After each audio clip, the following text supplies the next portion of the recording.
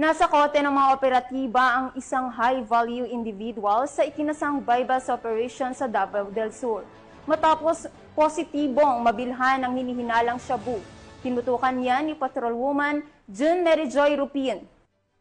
Isang drug personality matapos isinagawa ang bypass operation nito lamang Hulyo 17 taong kasalukuyan sa Purok 4, Barangay Southern Paligi, Padada, Davao del Sur. Ang operasyon ay isinagawa sa pangunguna ni Police Major William O. Katipay Jr., Chief of Police ng Padada Municipal Police Station, katuwang ang mga tauhan ng Philippine Drug Enforcement Agency. Kinilala ang suspect sa alias na Dol, na isang high-value individual, 48 anyos, at residente ng Purok Madasigon, Barangay 3 de Mayo, Digos City. Na-recover mula sa suspect ang hinihinalang shabu na may standard drug price na humigit kumulang 6,120 pesos at iba pang mga ebidensya.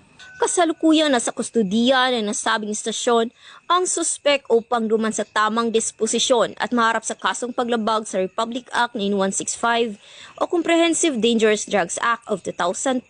Ang pagkakakumpiska ng iligal na droga ay isang malaking tagumpay laban sa patuloy na kampanya ng pamahalaan kontra sa iligal na droga at patunay na mahigpit na pagpapatupad ng batas sa rehiyon.